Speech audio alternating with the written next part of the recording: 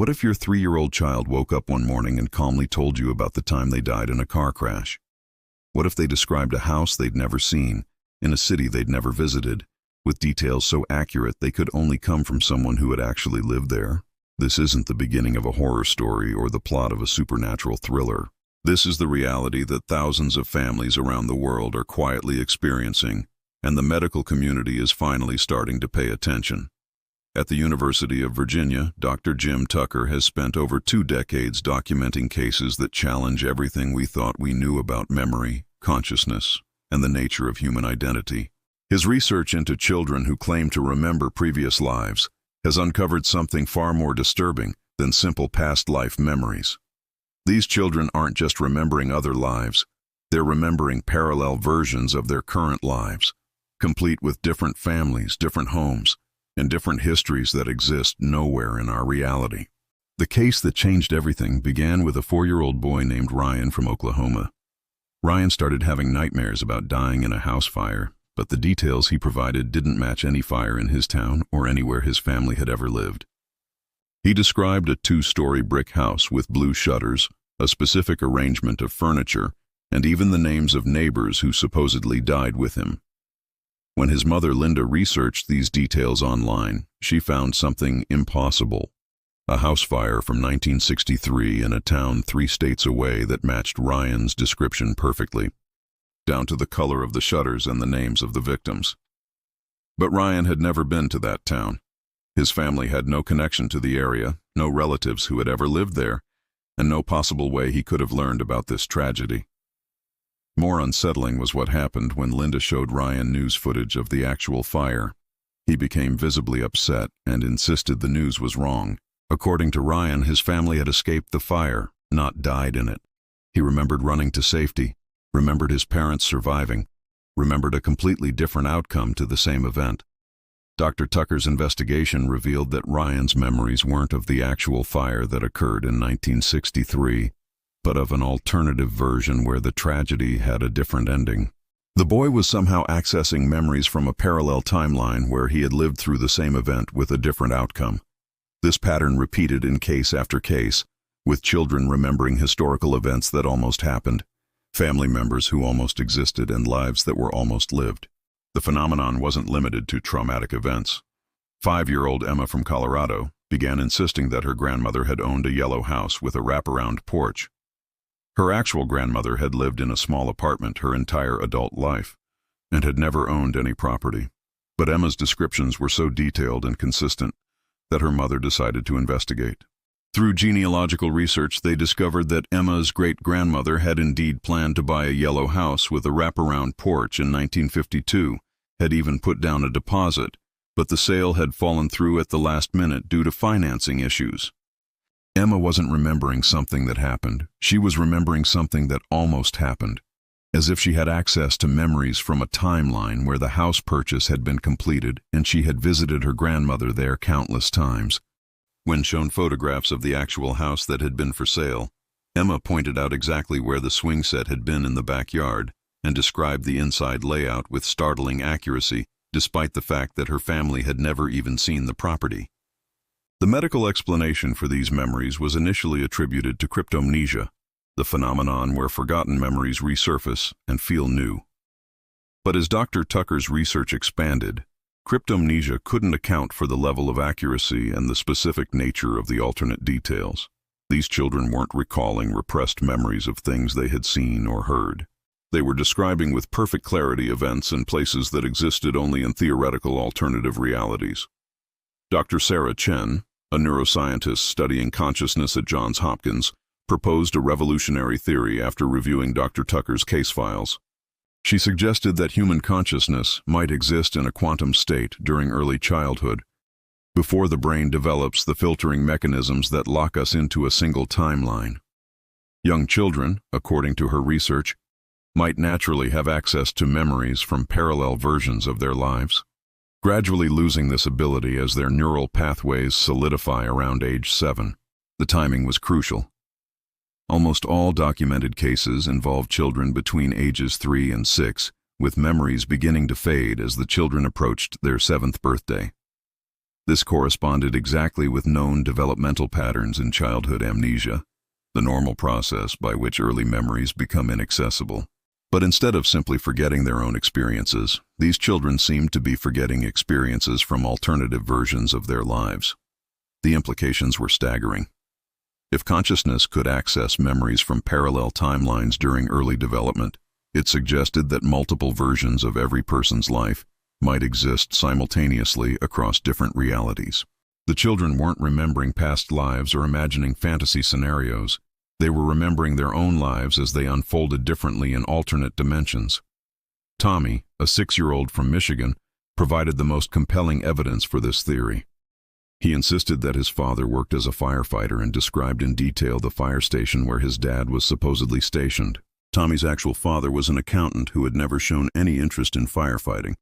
But when the family investigated Tommy's claims, they discovered that his father had actually applied to be a firefighter 15 years earlier, had passed all the tests, and had been offered a position at the exact station Tommy described. He had turned down the job at the last minute to pursue accounting instead. Tommy wasn't remembering his father's abandoned career path. He was remembering a timeline where his father had made the opposite choice.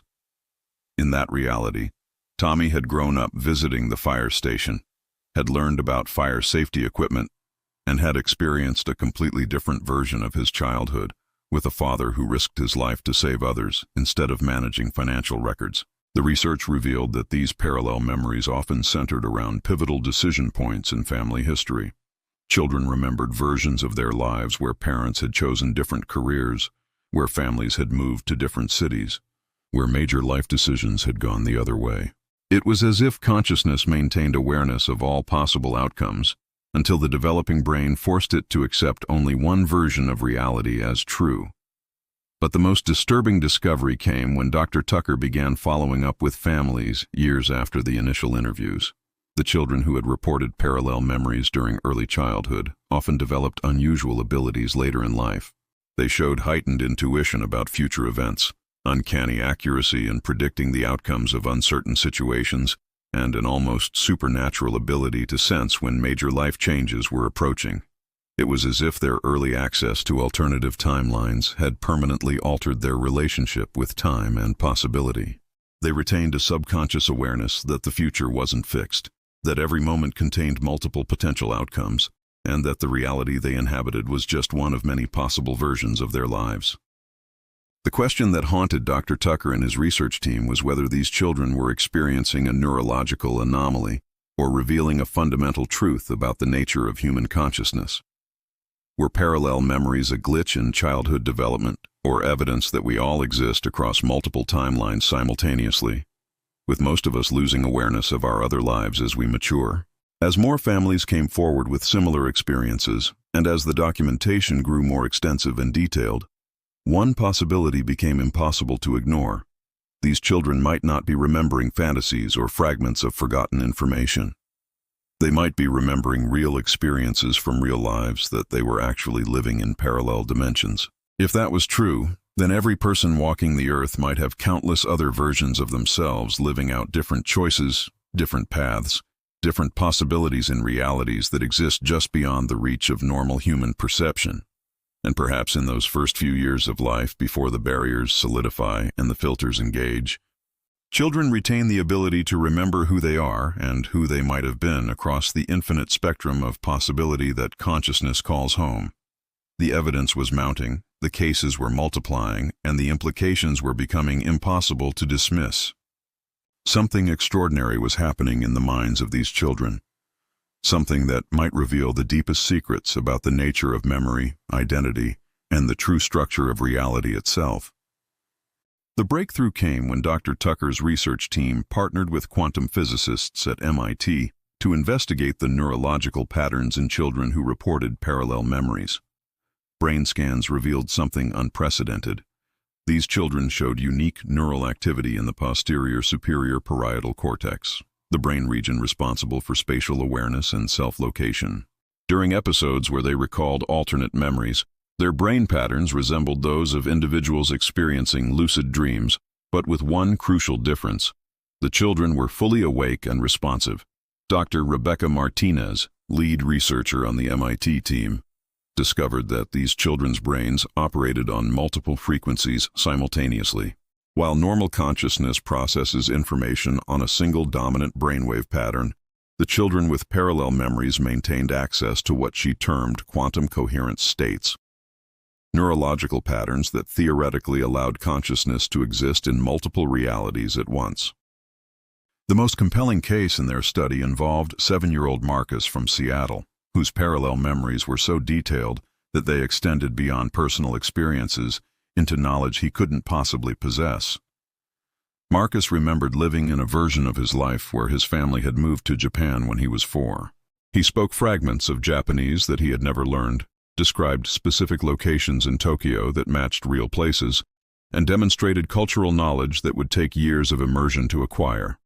When Dr. Martinez's team verified Marcus's claims, they found that his father had indeed been offered a job transfer to Tokyo 3 years earlier. The family had seriously considered the move, had even researched schools and neighborhoods, but ultimately decided to remain in Seattle. Marcus wasn't imagining a life in Japan. He was remembering a timeline where his family had made the opposite choice. The neurological implications were staggering. If consciousness could maintain awareness across multiple timeline branches, it suggested that the human brain might function as a quantum processing device, constantly calculating and experiencing all possible outcomes simultaneously. The filtering that occurred around age 7 wasn't just childhood amnesia. It was the brain's way of locking consciousness into a single timeline to maintain psychological stability. But some children never fully developed this filtering mechanism.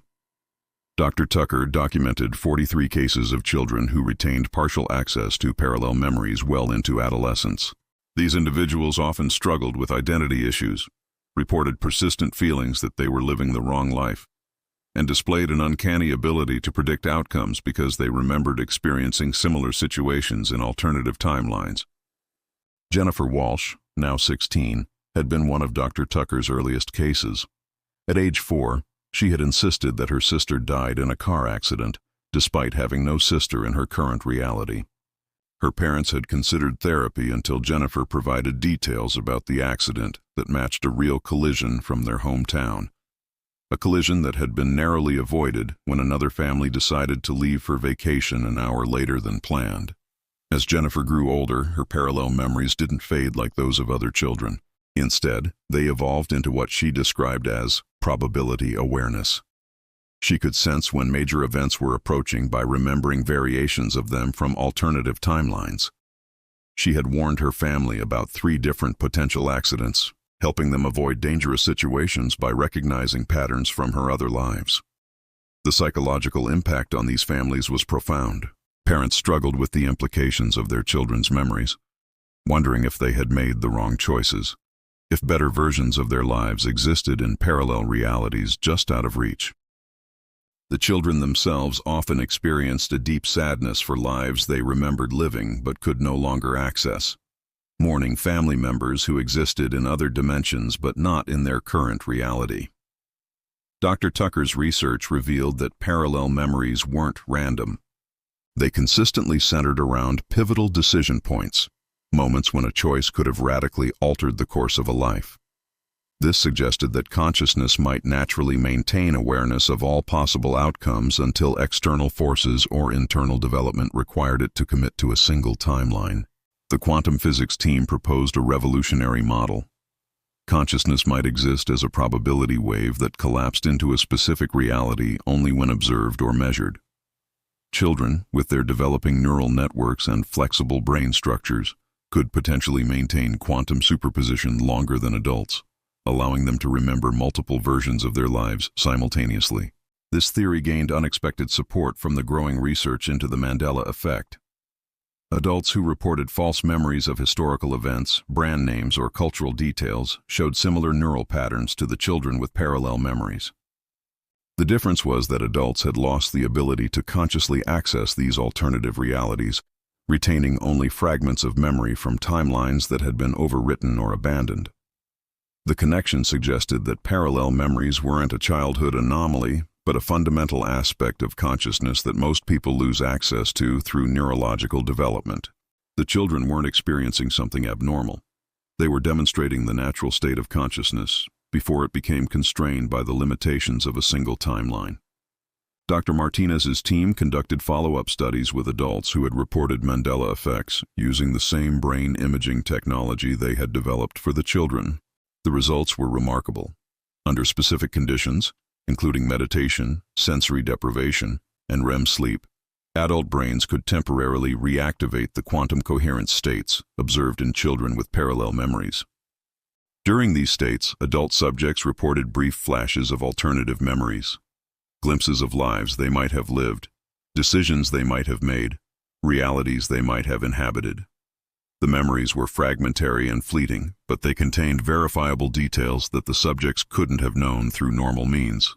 The implications extended far beyond individual psychology into fundamental questions about the nature of reality itself. If consciousness could access multiple timelines, if memories could exist across parallel dimensions, then the concept of a single fixed reality became untenable. Every moment might contain infinite possibilities, with consciousness navigating between them in ways that science was only beginning to understand. The research faced significant resistance from traditional academic institutions, but the evidence continued to accumulate. Families from around the world contacted Dr. Tucker's team with similar experiences. Support groups formed online, connecting parents whose children remembered lives from other timelines. The phenomenon was becoming too widespread and too well documented to dismiss. Perhaps the most unsettling discovery was that the frequency of parallel memory cases had increased dramatically since 2012. Either awareness of the phenomenon was growing, or something fundamental was changing about the relationship between consciousness and reality.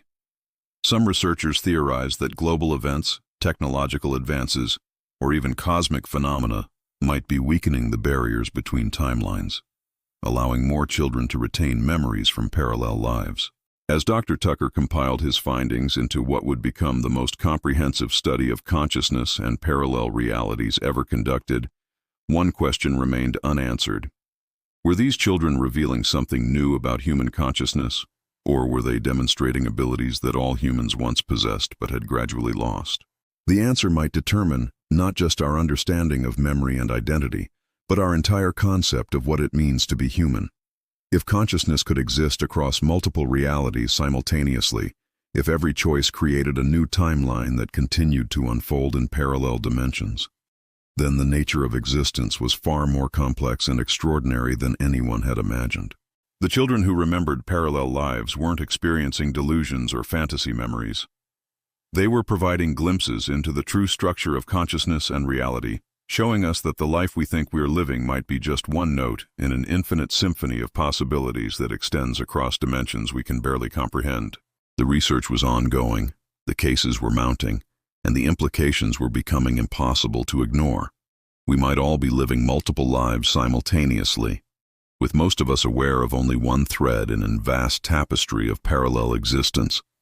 The children were simply the ones who hadn't yet forgotten how to see the whole picture, and maybe, if we learned to listen to them, they could teach us how to remember who we really are across all the infinite versions of ourselves that exist beyond the boundaries of a single reality. The universe might be far stranger, far more wonderful, and far more personal than we ever dared to imagine.